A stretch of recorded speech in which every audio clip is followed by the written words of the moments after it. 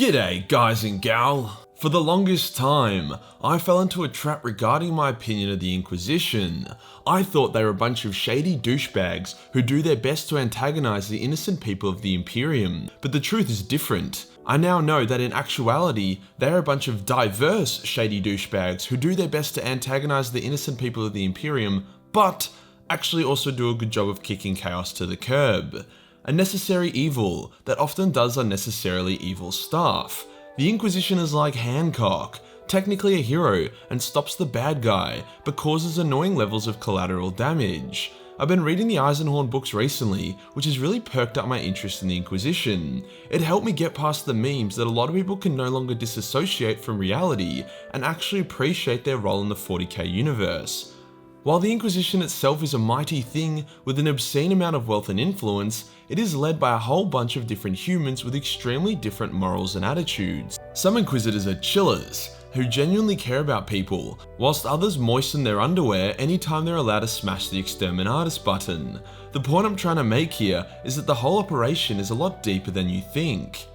Against such a ruthless organization, with virtually unlimited resources and manpower, there's only one way to stay safe. And that's by signing up to Surfshark VPN! Give those heretic hunters the slip by not only masking your identity online, but also allowing you to access the internet in different countries. Why would I want to access the internet in different countries? I hear you ask. Simple. A malicious lack of access to certain informations, as well as bullshit licensing deals that often screw over Australia, has resulted in most countries getting a compressed version of the internet, smaller Netflix libraries, less available websites, or on some occasions, no access to Google. Surfshark will let you bypass all these issues. The best part of it is due to my Aussie charm, Surfshark is giving you guys an 83% off and 3-month free deal if you use my link below or the code MAJORKILL. There's pretty much no deal better than that for a VPN of Surfshark's caliber. If for some reason you try it out and you decide that small Netflix libraries and government oppression is what you're into, then Surfshark has a 30-day money-back guarantee. Can't go wrong here. Thank you Surfshark for sponsoring this video. Today we'll go over the origins of the Inquisition, some of their notable events, and its different branches / the types of Inquisitors there are. Let's get into it. Towards the end of the Horus Heresy, the Emperor and Malcador knew they were screwed. Despite all their foresight and power, Chaos was about to hit them with a fat left-right goodnight. As such, Malcador came up with a plan D. Why D, you ask? Well, because the stubborn old bastard has already refused to accept the exceptionally grim future that was laid out to him, so he had already tried plan A to C. I'm not even kidding, the dude tried to more or less recreate a Loyalist Magnus.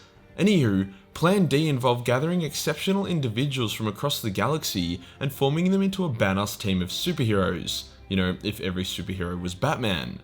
This organization was called the Inquisition, and it started off small and pure. Their role was more or less to wage a secret war against chaos across the galaxy and root out heresy wherever it could be found.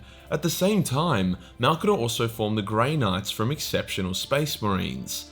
As Malcador didn't want his new and hopefully successful contingency plan to go to shit, he hid the Grey Knights and the Inquisition during the Siege of Terra. Malcador turns to dust after clenching too hard on the Golden Throne, the Emperor kills Horus and turns into a vegetabilized battery. As I mentioned earlier, the Inquisition doesn't really agree on a lot of things. It has the same goal, but a billion different ways to achieve that goal. This division was evident early on. When the Emperor ascended, pretty shit ascension if you ask me, 2 of the founding Inquisitors wanted to revive him, and the other 2 wanted to let him cosplay as Skeletor whilst they went about rebuilding the Imperium.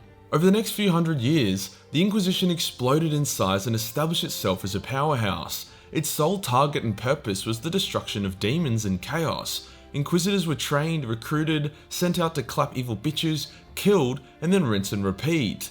They had the Grey Knights as their trap card whenever the demons got a bit too demonic, and all seemed well. Then something really random happened. The War of the Beast.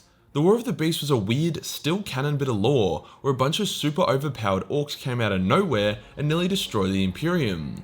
It was a strange time. After dealing with those pesky mushroom men, the Inquisition was like, fuck, aliens are way scarier than chaos. Hence the Inquisition split its resources and created the Ordo Malleus and the Ordo Xenos. Whereas before the Inquisition was all about killing demons, that job was now reserved for the Ordo Malleus, whilst the Ordo Xenos was dedicated to, you guessed it, killing Xenos. The Ordo Xenos were jealous of the Ordo Malleus' shiny Grey Knights, hence they formed the Death Watch after trading some rare Pokemon cards to various Space Marine chapter masters.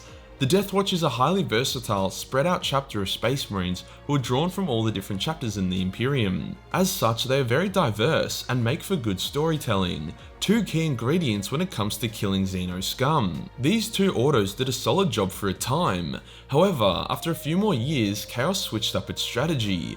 Instead of just throwing demons at the Imperium and seeing what happens, they decided that insidiously corrupting its people from the inside out was the way to go. This strategy resulted in the pretty below average period of time after the 36th millennium, with characters such as George Vandire, that dick, and other weirdos rising to power. When the Inquisition caught wind of this, they were like, hey, Chaos, that's cheating. And Chaos is like, it's my dick, le Inquisitor, I can corrupt whoever I want.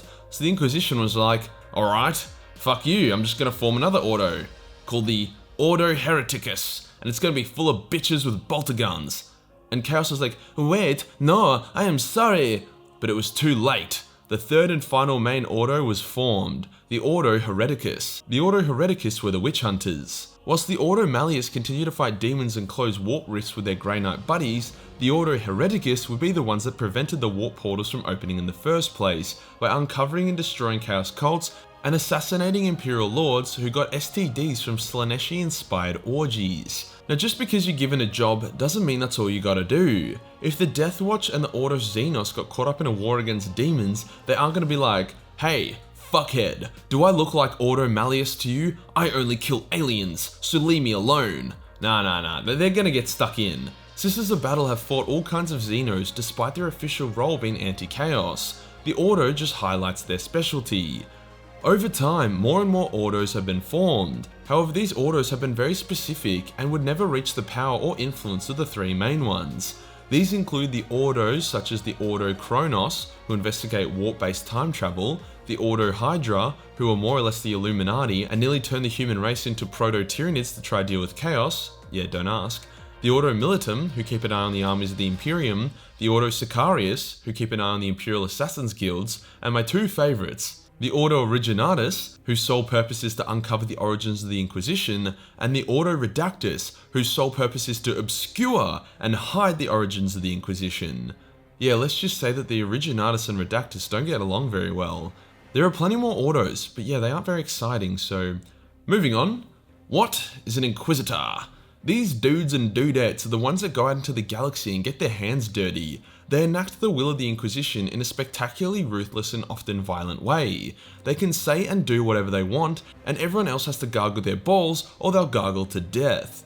Now, as the Inquisition is secretive, there isn't just an online database that lists all the Inquisitors that normal people can look up and be like, oh yeah, okay, no worries mate. Hence, each Inquisitor carries a unique badge of identification called an Inquisitorial Rosette. These do whatever the fuck I want and get away with it cards are unique to each Inquisitor and are impossible to forge or replicate. An Inquisitor will often employ the use of a retinue of different people to assist him. For Eisenhorn, he had a pilot who doubled as a sharpshooter, a psychic Blank, an old super smart dude, and various astropaths that he had to keep replacing because they die like fucking lemmings. Eisenhorn himself was a low-strength psyker and a brilliant warrior himself. Some Inquisitors will have a retinue with the force of a small army, and some prefer their own company. It's really just a case-by-case thing. Now, as each Inquisitor is more or less equal, other than the Lord Inquisitors, as well as the fact that they wield absolute authority over 99% of the Imperium, they have developed various different methods and attitudes towards protecting mankind. This has resulted in two distinct types of Inquisitors, Puritans and Radicals. Puritans do things by the book. They have zero tolerance for Xenos or chaos, and refuse to use any artifact or weapon that isn't made by an uncorrupted human. They often have huge sticks up their ass about things and are very stubborn. Radicals, on the other hand, are known to employ the use of Xenos and will happily use Xeno weapons and artifacts if it means they achieve their goals easier. Some even cosplay as Lord Denethor and try use Chaos artifacts to fight Chaos. Warhammer has made it clear that one attitude is not necessarily better than the other. However, each stance can be superior of the other in different situations. For example, let's say a world is getting raped by demons, and the world has an ancient Xeno device that, if activated, will nullify the warp in the local system and banish all demons. A radical would be perfect for this situation, as they would simply activate the device, then go get home in time for dinner. A Puritan would instead try to save the world manually, and likely fail miserably, resulting in the death of themselves and the entire world. On the flip side, a radical is more prone to falling to chaos than a Puritan, as they experiment more with dangerous artifacts. Or maybe the artifact that expelled the demon horde also activates a dormant Necron dynasty, which goes over to take over and destroy a dozen other Imperial worlds. Lots of what ifs. In the first Eisenhorn book, Old Mate Gregor is a Puritan and is by far the most effective Inquisitor working on the operation, whilst the Radical Inquisitor turns out to be a traitorous pig. But Major Kill, that's a spoiler. Shut the fuck up, Timmy! Every lore video is a spoiler, and the book is like 20 years old, it's fine. Puritans and Radicals can be divided even further into other sub-attitudes. Some Puritans happily employ the use of lies and espionage to achieve their goals, whilst others think that lying is heresy, hence they're very direct about their investigations. So how does one become an Inquisitor? How do you join this super duper exclusive cool kids club? There are two ways. A, be born into the right family that has ties to the Inquisition, then get sent to Inquisition school, or B, get hired into Inquisitor's retinue and prove yourself as worthy to become an Inquisitor. Easy as. You don't need to be highborn or even exceptionally devout to the Emperor, you just gotta be really good at killing bad guys. Now whilst I have kissed the Inquisition's ass this video, mostly for my personal safety, that's not to say they always make the right call. As each Inquisitor, especially Lord Inquisitors, wield so much power, when that individual turns out to be a dickhead, the consequences can be extreme. The best example of this is the Months of Shame, when the Space Wolves and the Inquisition went to war. In truth, it was more like the Space Wolves versus one narcissistic Lord Inquisitor, but due to the power that one dude wielded, it may as well have been the whole Inquisition. Basically, after beating Angron on Armageddon, the alliance of Space Wolves, Grey Knights and Guardsmen began to shake hands and head their separate ways. However, the Inquisition was like, but hey, they saw demons, they saw the Grey Knights, they're probably all corrupted, let's kill them all. And the Space Wolves were like, whoa, what the fuck, no. These men and women fought and died by our side to repel the enemy. But the Inquisition went on a power trip and tried to kill the innocent civilians anyway. The Space Wolves escorted the people off planet and were eventually attacked by the Inquisition directly. It all came to a head when the Inquisition began to attack Fenris itself, resulting in a very pissed off Logan Grimnar teleporting into the Lord Inquisitor's ship and sprinting at him in Terminator, which was thought to be impossible, before decapitating the man in an instant. Don't fuck with Logan Grimnar. It's important here to note that even though the Inquisition was fighting the Space Wolves, many of the Inquisitors and the Grey Knights within the Inquisitor Lord's force voted against this course of action and wanted to stop. However, the Inquisitor Lord wielded more authority, so they were forced to fall in line. Overall, the Inquisition has made some big doo-doos, but in the grand scale of things, they've done a lot more to protect the Imperium than they've done to destroy it. If you enjoyed the video and you want to support the channel, then Patreon is the place to be, where only $1 per month give you access to a boatload of Warhammer hentai. Hit the subscribe button, then hit the real subscribe button for more inquisitive content. Join the Discord for more memes, and I'll see you in the next one. Peace.